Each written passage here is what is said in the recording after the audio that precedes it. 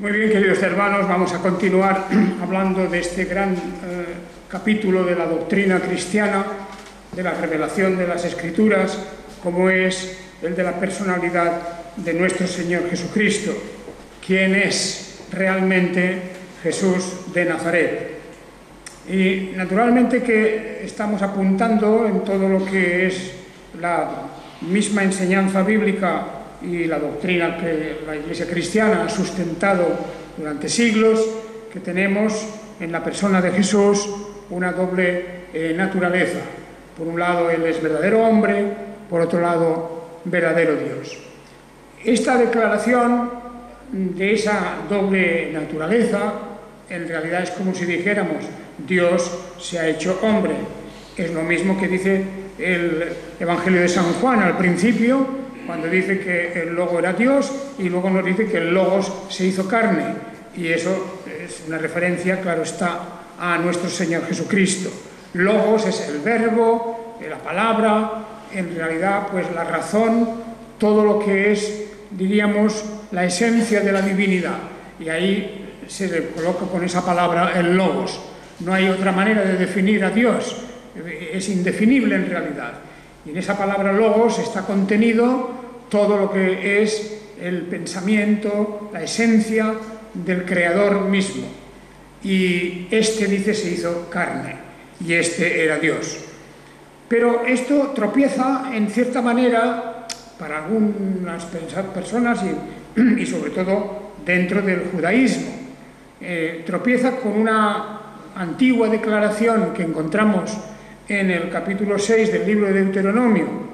Allí, en el capítulo 6 y el versículo 4, tenemos esta palabra que ya hemos otras veces mencionado, cuando dice: Oye Israel, Yahvé nuestro Dios, Yahvé uno es. Yahvé uno es. Y naturalmente aquí se habla de la unidad de Dios. Unidad en el sentido de su esencia, en el sentido también, digamos, de su existencia. No hay otros dioses, no existen otros dioses. Esto es importante en el momento en que se dice, y naturalmente que así lo mantenemos nosotros también, que es que la unidad de Dios se opone al politeísmo, o sea, a las creencias antiguas que tenían muchos dioses. La multiplicación de dioses. Eso es algo típico de prácticamente todas las religiones de la antigüedad. Apenas se conoce en la antigüedad religiones monoteístas, religiones en las que solo hay un Dios.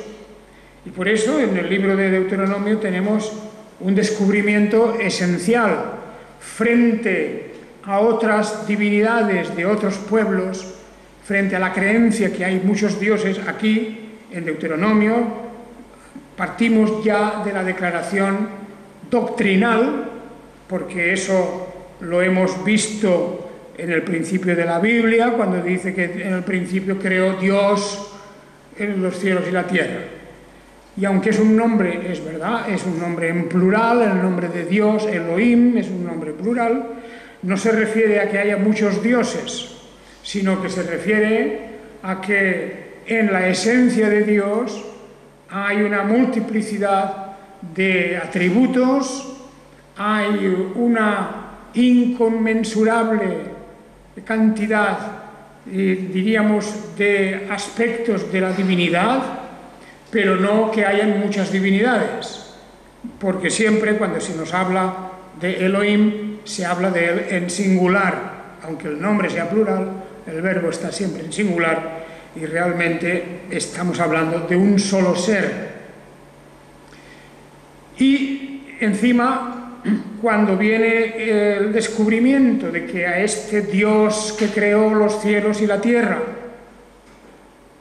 que se llama en el Génesis capítulo 1 Elohim, descubrimos más adelante que tiene él mismo, revela su nombre propio. ¿Cómo se llama este Dios? ¿Cómo se llama este único Dios? ¿Qué nombre él revela cuando él quiere que se manifieste ese nombre? Pues se llama Yahvé. Ese es su nombre. ¿Y qué significa Yahvé? Significa el que es. El que es. La esencia. La esencia que luego también en la carta a los hebreos, en otra lengua, estamos hablando de documentos y de textos que se escriben en lenguas diferentes a la nuestra, y en eso hay que tener cuidado. Hay que tener cuidado porque en las lenguas, al cambiarse unas a otras, pues hay que afinar bastante en algunos momentos, otras cosas no. Pero bueno, es que hasta las cosas más sencillas. En la Biblia, casi siempre que se habla de pan y comieron pan, por ejemplo, la frase comieron pan, pues no quiere decir que se hartaron de pan solo, quiere decir que tomaron alimentos, comieron. Pero una traducción literal o una manera de entender las cosas muy al pie de la letra, pues te lleva a desviarte y a pensar lo que no es. Y eso lo digo porque hay muchos casos, muchos ejemplos de ese tipo. Y a veces las traducciones, pues puede ser que nos lo aclaren o a veces no nos lo aclaran. Los mandamientos hablan de que no trabajará nadie de tu familia, de tus siervos, etc. Ni dice ni el extranjero que está dentro de tus puertas. Dentro de tus puertas, pues si lo interpretamos al pie de la letra, pues tendría que ser pues incluso en el interior de la puerta, lo cual no es eso. ¿O a qué puerta se refiere? Se refiere a las ciudades, tenían puertas, y quiere decir al otro lado, en la parte de adentro de la muralla, que está cerrada a su vez por una puerta. Pues una manera de decirlo eso, que es el extranjero que está dentro de tus puertas, ese tampoco podrá de ninguna manera hacer trabajos en el día de reposo, dicen las Escrituras. Y bueno, muchos ejemplos, aquí hemos hablado mucho de eso, y cuando tocamos esta cuestión de la divinidad de nuestro Señor Jesucristo, aquí quiero decir que hay que tener un cuidado multiplicado por 1000, o por 5000 o por millones. ¿Por qué? Pues porque estamos tratando la cuestión vital, esencial, nada menos que no solo la existencia propiamente de Dios, sino a la pregunta de quién es Dios y cómo es Dios. Esa es una pregunta fundamental y la Biblia nos lo presenta como si tratara de explicarnos algo que no cabe en nuestro pensamiento, que no cabe en nuestro conocimiento. Y nos lo tiene que explicar de forma que se amolde algo, aunque es una cuestión tan trascendente, tan por encima. Como el Señor ya lo dice, mis pensamientos no son vuestros pensamientos. Pues porque como están por encima de los cielos, los míos son los vuestros. Es algo que no podemos ni imaginar, menos aún cuando tratamos de describir la esencia de Dios. Y aquí hay que ser muy modestos y muy humildes. A Dios nadie le ha visto jamás. Y cuando conocemos algo de la obra de sus manos, del universo, que ya no cabe en nuestra mente tampoco, no entendemos qué es eso, cómo es, aparte del hecho simple y sencillo que decimos, Dios ha creado todas las cosas. Pero ese mismo universo no lo podemos abarcar en nuestro pensamiento. Ni la idea de eternidad, ni la idea de lo infinito. Son pensamientos que, aunque están expresados con palabras, no caben en nosotros. Así ocurre también con la palabra Dios. Hemos de ser modestos y humildes, repito, porque no es posible acercarnos a las cosas de Dios y a la esencia misma de Dios como nos acercamos pues, a un fenómeno físico, a una cuestión material, a algo de la historia, a hechos que pueden entrar ya dentro de nuestros conocimientos. Pero a Dios nadie le ha visto jamás, no se refiere solo a la vista, sino que se refiere a que no cabe dentro de nuestros pensamientos. Y entonces estamos hablando, sin embargo, ahora de la persona de Jesús de Nazaret. Estamos hablando de Jesús de Nazaret, del cual se nos dice que nació de una mujer llamada María. pero se nos dice que su padre no era José. De manera que cuando se le llama hijo del hombre, no quiere decir hijo del hombre que se llamaba José. José no era su padre. Era el hijo de Dios. Pero ojo, en esta forma, hijo del hombre, se está atendiendo a la naturaleza de hombre. Porque como nace de un ser humano, que es María, que sin embargo concibe no por la obra de José, su marido, sino que concibe por el acto sobrenatural especial del Espíritu Santo. Y por eso también se le llamará Hijo de Dios. Es que ya lo dice el ángel, lo anuncia, que por esta razón será llamado Hijo de Dios, porque su nacimiento, su concepción en el seno de María es acto de Dios. Y por lo tanto es hijo de Dios y quiere decir que tiene la naturaleza de Dios, como habría tenido la naturaleza de José si hubiera sido concebido por José mismo. Es hijo del hombre y es hijo de Dios. Esto hemos insistido muchas veces. Por lo tanto, cuando los hebreos dicen en Deuteronomio 6:4, oye Israel, Yahvé, nuestro Dios, Yahvé, uno es uno, efectivamente. Nosotros abrazamos esta declaración como lo pueda abrazar cualquier judío, cualquier hebreo, de los pocos que quedan que crean en Dios, por cierto. Pero bien, ahí está. Nosotros decimos, efectivamente, Yahvé es uno, solo hay un Dios, y nosotros creemos que ese Dios es el Verbo era Dios, y dice, y este Verbo se hizo carne. Por lo tanto, el Dios también se hizo hombre. Digo también, porque no dejó de ser Dios. Sin dejar de ser Dios, se encarnó en la persona de Jesús. Esa es nuestra declaración de fe. Y, naturalmente, hemos de ver que había una diferencia muy importante, por lo tanto, entre Israel y los pueblos paganos. Porque, como he dicho, solamente en la antigüedad había prácticamente durante siglos que conozcamos una religión monoteísta, aparte de algunos momentos. En Egipto hubo un experimento, digamos, de un faraón que declaró al sol como único Dios. Ese fuera el avance que hizo, digamos. Pero era la multitud de dioses que había en Egipto, y en Canaán, y en Fenicia, y en todo el Oriente. Aún hoy, en la mayoría de muchos de estos pueblos, es esa multitud de dioses. La fe cristiana, por lo tanto, lo que decimos es que existe un solo Dios, y este Dios se manifiesta en lo que la Biblia llama las tres personas. Personas es una palabra que aparece, por cierto, en la carta a los hebreos, por lo menos el texto original. Lo digo por si alguien objeta a la cuestión de la definición de un Dios, una esencia en tres personas.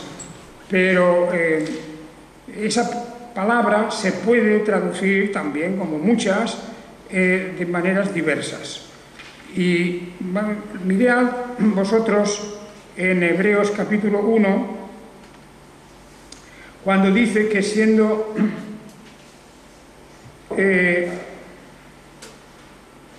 dice que Dios, habiendo hablado, el versículo 1 hasta el 3, habiendo Dios hablado en el tiempo antiguo muchas veces y de muchas maneras a los padres por los profetas, en esos postreros días nos habló por medio del Hijo, a quien constituyó heredero de todas las cosas, por el cual también hizo el universo, quien siendo el resplandor de su gloria y la imagen misma de su ser, le está hablando de Dios, no del universo, sino de Dios, y quien sustenta todas las cosas con la palabra de su poder, habiendo efectuado la purificación de los pecados, se sentó a la diestra de la majestad en las alturas.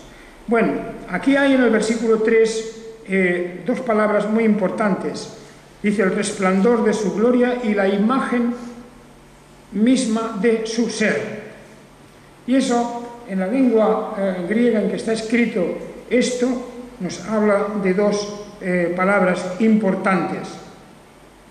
Y es de la palabra, que es una palabra para nosotros también con un sentido un poco diferente, la palabra carácter griega, y luego también la palabra hipóstasis. Estas dos palabras, carácter e hipóstasis, nos habla de esa, diríamos, apariencia externa visible de lo que es la persona, y también nos habla de la hipóstasis, que es lo que hay debajo de, lo que es la esencia misma, no lo que es la apariencia, la externa, material o física, etcétera, sino lo que está debajo, la esencia, la hipóstasis. Y esto es lo que tenemos en las dos palabras que en el versículo 3, que siendo el resplandor de su gloria y la imagen, el carácter, dice, mismo de su ser, es decir, la reproducción perfecta del ser de Dios, de la hipóstasis de Dios, la reproducción perfecta. Esa es la forma en que aquí en la carta a los Hebreos se nos define en uno de los textos que más a favor están precisamente de ver esa dualidad en la persona de nuestro Señor Jesucristo, en Jesucristo, que siendo hombre verdadero porque Él es hijo del hombre, en el sentido que tiene naturaleza humana, y es el Hijo de Dios porque es concebido por la obra de Dios, y ahí está la esencia divina, lo que está debajo, la hipóstasis divina. Pero aparte de esto, que puede parecer un poco abstracto, demasiado abstracto, la Biblia se encarga de hablarnos de este tema de una manera mucho más habitual. Porque además es que la palabra persona, cuando nos vamos al Antiguo Testamento, en esa lengua hebrea, pues la palabra persona como tal, fijaos, es una palabra nuestra que viene del latín, no viene ni del hebreo ni viene del griego. Pero cuando miramos las traducciones bíblicas, cualquier traducción, no importa, y encontramos la palabra persona, para encontrar la palabra persona tenemos que simplemente, o unas veces decir Adán es hombre, no, antes de ser el nombre propio de un individuo, del primer hombre, antes de ser un nombre propio, la palabra Adán significa hombre, que además que viene de la tierra. Adamá viene de la tierra. Pero también está la palabra Ish, que también se traduce por persona. Ish quiere decir varón. O también tenemos la palabra Enosh. O también pues podemos hablar del griego, donde tenemos la palabra prosopon, que significa faz. Como también en griego, en hebreo, perdón, se habla de panim, las faces, y se traduce por persona. Porque la faz, la cara, para los hebreos tenemos dos, una por un lado y otra por otro, por eso viene en plural, panim, y dice, pero esa palabra se traduce muchas veces en la Biblia por la palabra persona. No sé, por ejemplo, hay, si queréis un ejemplo, tenemos aquí en Deuteronomio mismo, en Deuteronomio 1:17, en donde en esta versión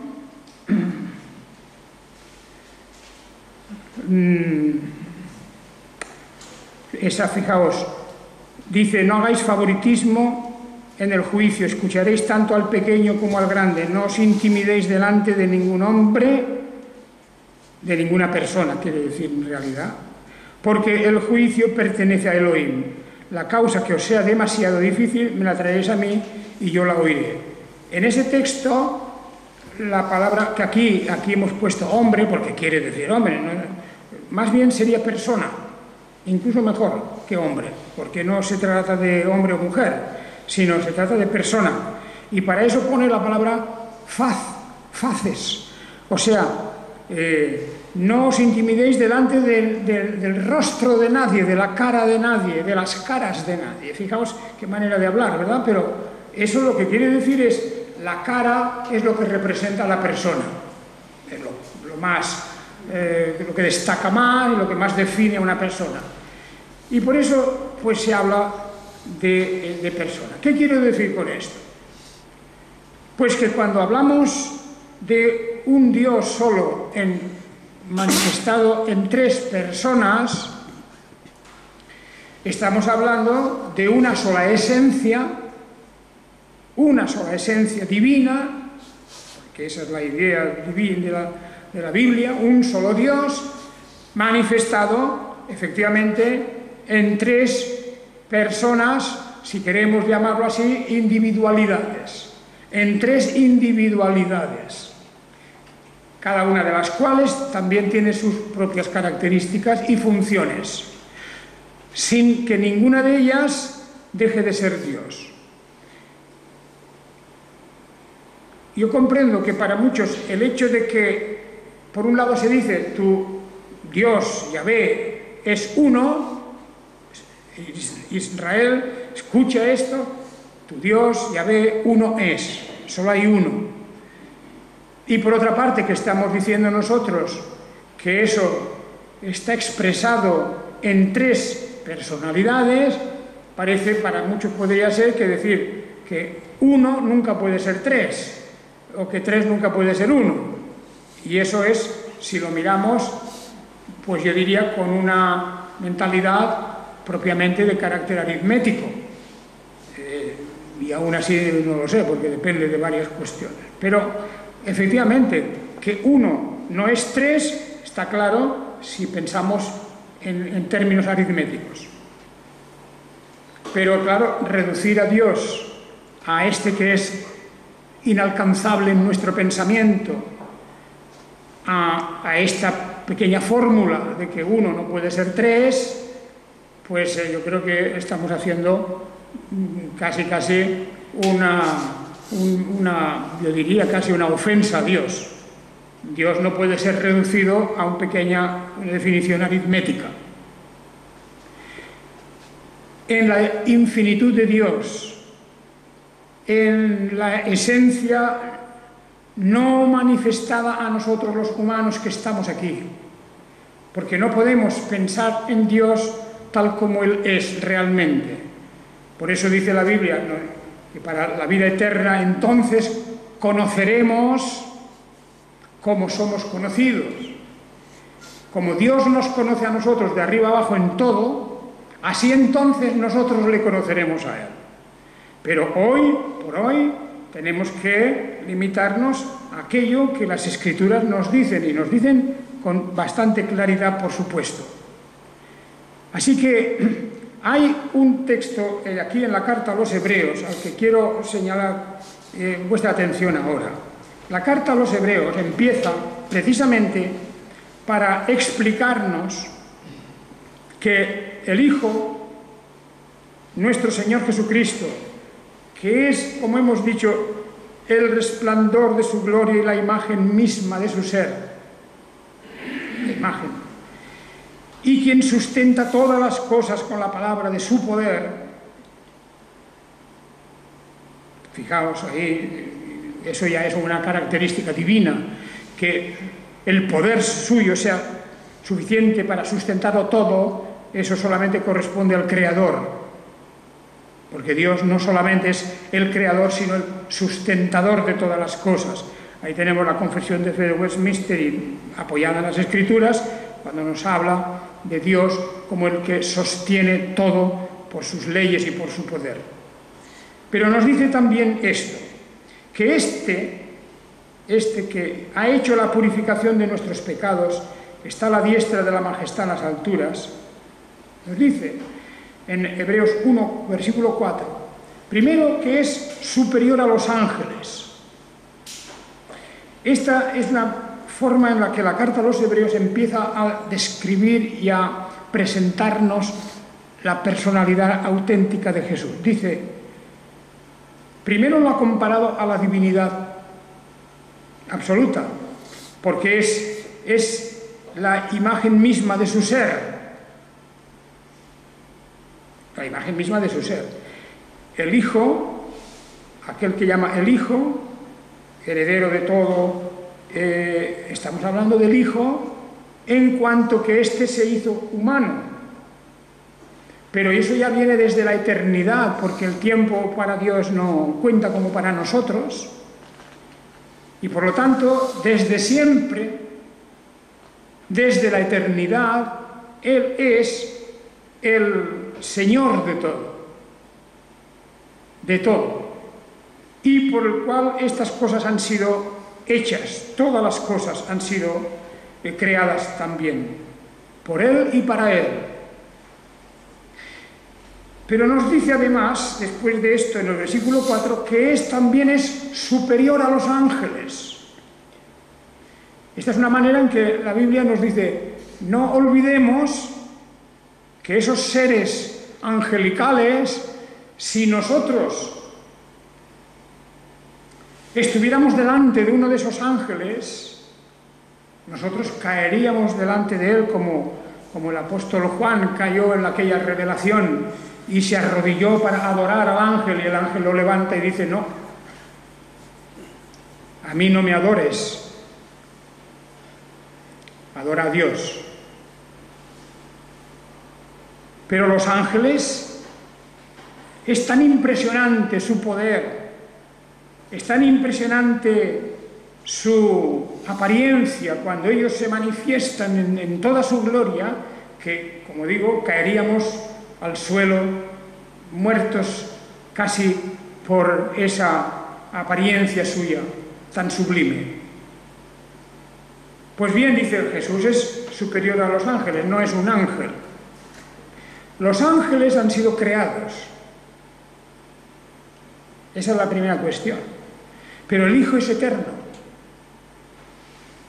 Y en segundo lugar, para remachar esto, en Hebreos 1:5 dice, para argumentarlo, dice, porque ¿a cuál de los ángeles dijo jamás, mi hijo eres tú? O sea, plenamente participante de mi naturaleza, plenamente como yo, plenamente como es mi naturaleza. Mi hijo eres tú, yo te he engendrado hoy. Y hablando del engendramiento, se refiere naturalmente al hecho de que en María fue engendrada esa persona que, siendo divina, también se hace humana. No se refiere a que fue engendrado en su divinidad, sino la única cosa que puede ser engendrada es la humanidad. Ni a los ángeles se les llama que han sido engendrados, no son engendrados, son creados, que eso es otra cosa. Engendrado significa que hay un acto donde participa otra persona. No es lo mismo crear que engendrar. Engendrar requiere otra persona. Aquí en el caso de María. Y Jesús fue engendrado, y esto por eso dice en la Anunciación que el ser santo que nacerá de ti será llamado Hijo de Dios. Porque Dios engendra en María, y eso a través de un acto milagroso, un acto sobrenatural, claro está, la persona gloriosa humana, pero también divina, que es Jesús, porque en él confluyen ambas naturalezas. Pero fijaos, continuamos en Hebreos, porque este pasaje es muy importante. Yo te he engendrado hoy, y otra vez dice también, yo seré su padre y él será mi hijo. Esa categoría no la tienen los ángeles, porque para ser hijo tiene que ser engendrado. Y cuando vemos a Jesús luego en los evangelios, por ejemplo, en Juan capítulo 17, en ese diálogo con el Padre y el Hijo, ¿verdad? Jesús continuamente ya invocando al Padre, no como nosotros cuando decimos Padre nuestro, porque nosotros hemos sido creados, pero no engendrados. Él llama Padre a aquel que es de su misma naturaleza, es decir, Dios también, divina. Y, por lo tanto, ya que esto es una diferencia con los ángeles, ellos no pueden ser llamados hijos en un sentido esencial. Ya sé que la palabra hijo se aplica de una manera general a muchas criaturas, los hijos de Dios, los hijos de las hijas de los hombres, habla de un sitio, todos somos hijos de Dios en Cristo Jesús, etc. Pero no es lo mismo que aquí está diciendo, cuando dice yo seré su padre, él será mi hijo. Porque eso ni siquiera a los ángeles se les puede decir eso. Y continúa diciendo, cuando introduce al primogénito en el mundo, es decir, cuando se produce ya el nacimiento de Jesús, dice, adórenlo todos los ángeles de Dios. Ciertamente, de los ángeles dice, el que hace a sus ángeles espíritus, fijaos, el que hace, no el que engendra, sino el que hace, crea a sus ángeles espíritus y a sus ministros llama de fuego, pero respecto al Hijo dice, tu trono, oh Dios, es por los siglos de los siglos, cetro de equidad es el cetro de tu reino. Con respecto al Hijo le llama Dios. Y le dice Dios, como se dice al principio del capítulo, habiendo Dios hablado en el tiempo antiguo. Es decir, Dios es Dios. Y aquí no hemos de ir sorteando obstáculos para ver que la palabra Dios aquí, que si es Elohim, que si es plural, que si, en fin, todos esos líos, en donde, no, es Theos y ya está, es Theos igual que al principio del capítulo, es Dios. Tu trono, oh Dios, es por los siglos. Esto lo dice respecto al Hijo. Y llama Dios aquel que realmente es el Hijo de Dios, la naturaleza de Dios, y que también es participante de la naturaleza humana. Esto es fundamental, esto es algo que no podemos ni siquiera discutir nosotros.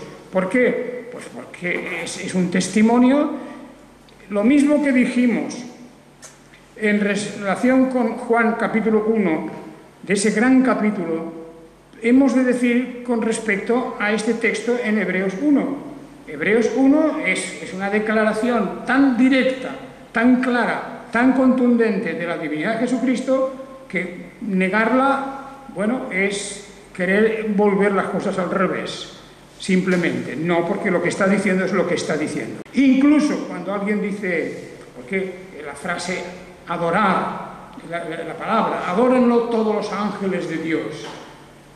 Adórenlo todos los ángeles de Dios. Bueno, también he oído discusiones sobre la palabra, el verbo adorar.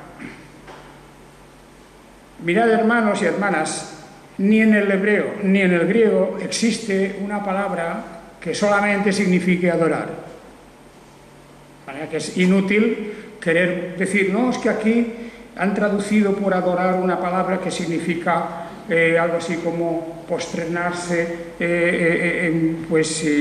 algo así como inclinarse, servir, reconocer a otro, etc. Bueno, pues hay que buscar con paciencia todo lo que se traduce por adorar, y la misma palabra que se traduce por adorar para Dios Yahvé y sin duda ninguna, pues es la misma palabra que se está utilizando aquí, porque no hay una palabra especial para decir adorar. Hay muchas palabras. En hebreo, y en griego. La palabra más frecuente en hebreo es el verbo shaha, que significa inclinarse. Inclinarse. Miramos un salmo. Bueno, eso yo creo que si tenemos las herramientas adecuadas, por ejemplo, una buena concordancia, donde vengan las palabras originales, no solo la traducción al español de una versión, sino las palabras originales, cómo se traducen en cada caso. Eso es fundamental para conocer un poquito de lo que estamos hablando. En el capítulo, en el Salmo 3 he dicho, ¿verdad? En el Salmo 3 y el versículo 2, no es esto. Como siempre tengo las referencias equivocadas. Bueno, no es el Salmo 3.2, lo siento. Puede ser el Salmo 2.3, no.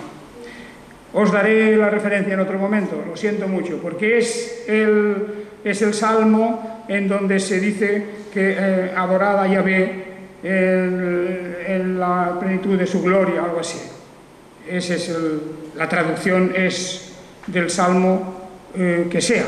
El Salmo no es del Salmo 3.2,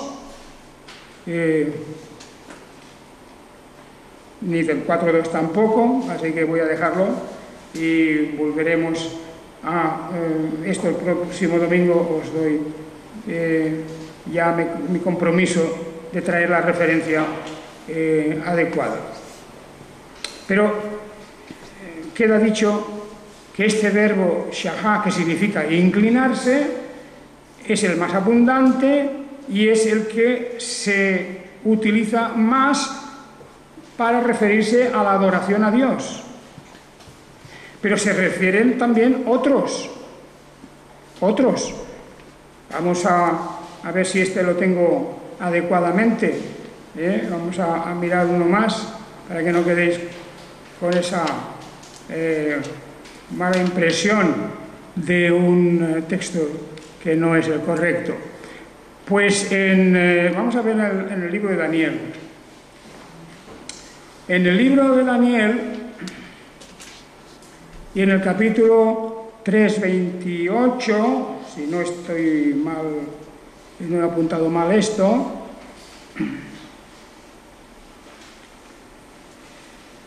dice 3:28, entonces Nabucodonosor dijo, bendito sea el Dios de Sadrach, Mesach y Abednego, que envió su ángel y libró a sus siervos que confiaron en él, no cumpliendo el edicto del rey, y entregaron sus cuerpos antes que servir y adorar a otro Dios que no fuera su Dios.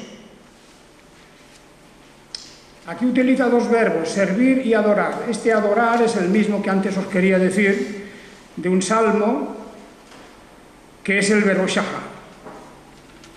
Pero también está en esto el otro verbo, que es un verbo segat, que significa también lo mismo, es inclinarse.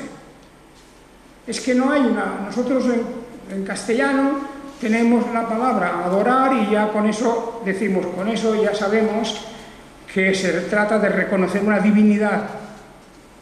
Bueno, también es una exageración porque en el lenguaje común hoy día hay mucha gente que dice, yo adoro lo que sea. Yo adoro. No, pues para un cristiano hoy, si nosotros en castellano sabemos que la palabra adorar se refiere a la divinidad solo, pues mejor que no usemos la palabra adorar para referirnos a otra. Yo adoro a mis hijos, por ejemplo. Pues es un poco exagerado porque aquí sí que en castellano la palabra adorar ya está reservada solo a la divinidad. O por lo menos ese es el uso común. Y mejor no utilizarla para decir, yo adoro el fútbol, por ejemplo, y que sé, cualquier cosa así. No. Pero en hebreo no es así, ni en griego tampoco. Porque tenían una serie de palabras, yo he contado como 4 o 5 en hebreo, ¿verdad? Donde casi todos significan o inclinarse, obedecer, servir. Por ejemplo, la palabra servidor y la palabra abad, del verbo abad, servir, es de la misma raíz exactamente. Todo esto es igual. Y entonces aquí, en esta palabra de Daniel 3:28, pues tenemos lo mismo que antes os quería decir. Prefirieron, entregaron sus cuerpos antes que servir y adorar. Es como si dijera, antes que servir e inclinarse.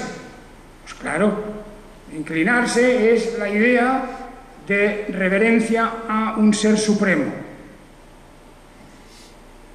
que en el antiguo mundo de los hebreos y de otros, esa palabra se podría usar para otras cosas. Por ejemplo, inclinarse ante el rey. Bien, pero es que la palabra adorar es que no existe una sola palabra con un solo sentido, ni en esa lengua, ni en la otra, ni en la otra. En castellano sí. Entonces, si alguien dice, es que eso de adorar, como pasa en griego, con la famosa palabra proskineo, que por cierto hay otras muchas palabras, aparte de proskineo hay otras muchas palabras que se deben traducir por adorar.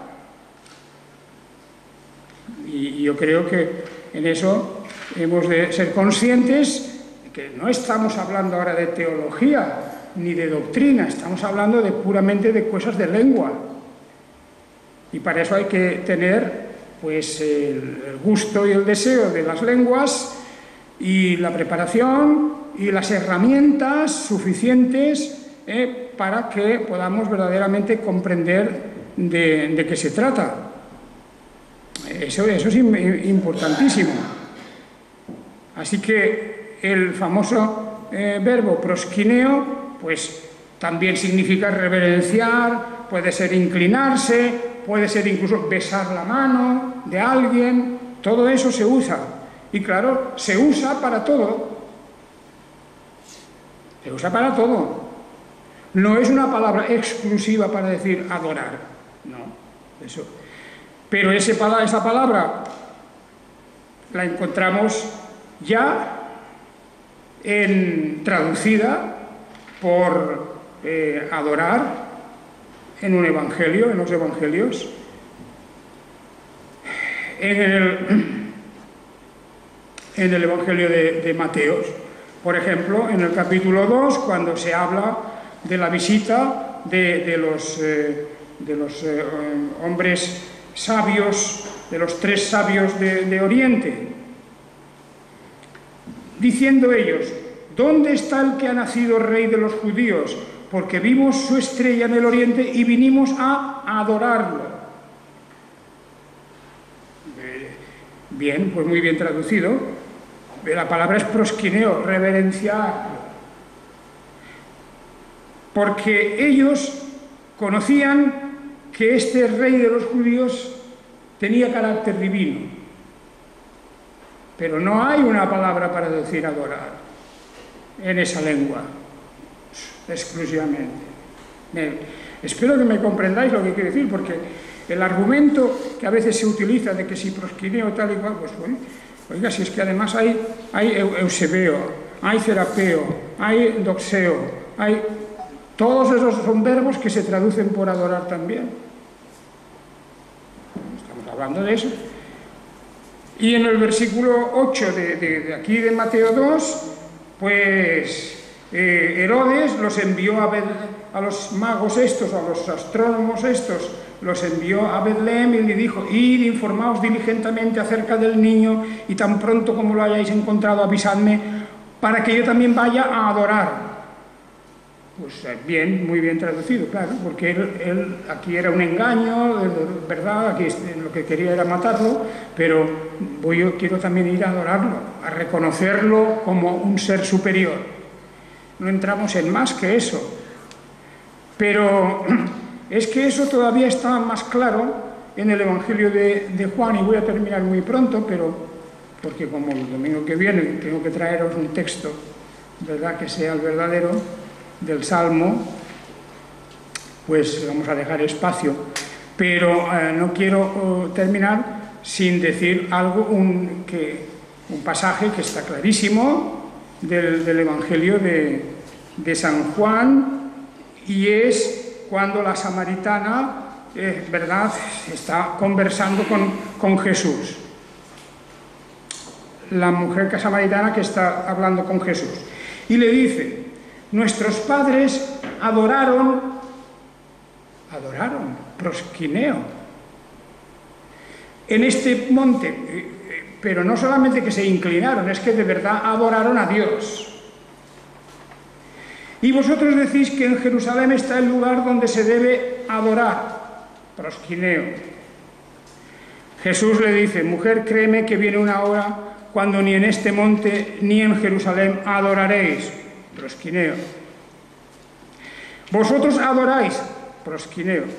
Los que no sabéis, nosotros adoramos, proskineo, lo que sabemos, porque la salvación viene de los judíos. Está hablando con ese verbo de adorar a Dios, porque es el templo, porque es todo lo que significa la revelación de Dios, y por lo tanto ese verbo que luego se aplicará a Jesús en muchísimos lugares de los evangelios y de las cartas, es un verbo normal para decir adorar. Pero no es lo único, hay otros que también.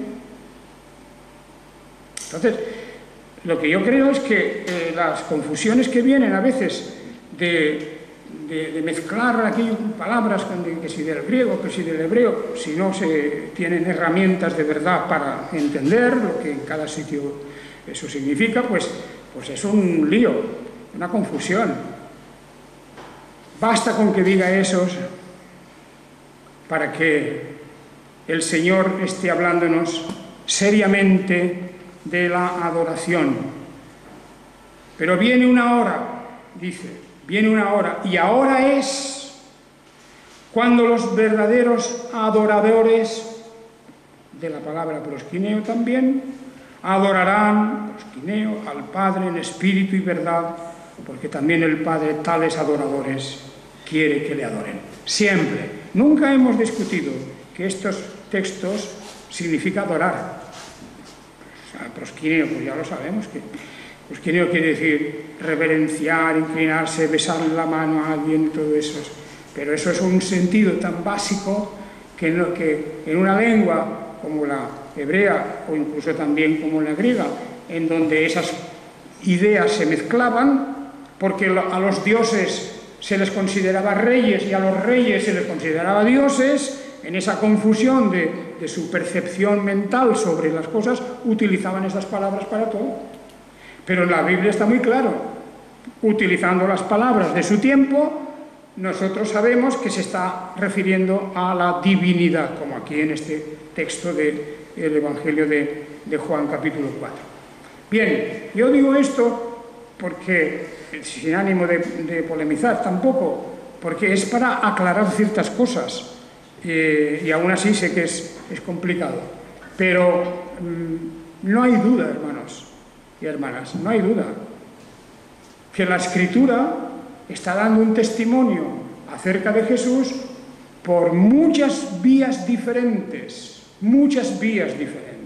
Ya hablaremos del testimonio que el Antiguo Testamento da sobre Jesús en el Nuevo Testamento. Hablaremos de la aplicación de esos textos a Jesús. Pero no hay duda de que el trato que se da a Jesús, cuando se le quiere considerar como divino, como Dios, es el trato que se le da a Dios mismo, el Padre. Y por eso Jesús va a decir claramente: el Padre y yo somos uno. Y por eso la Escritura nos dice que el que no honra al Padre no honra al Hijo. Esa es la cuestión. En todo ello está implicada nuestro reconocimiento de Jesucristo como Dios. Que el Señor os bendiga. Amén.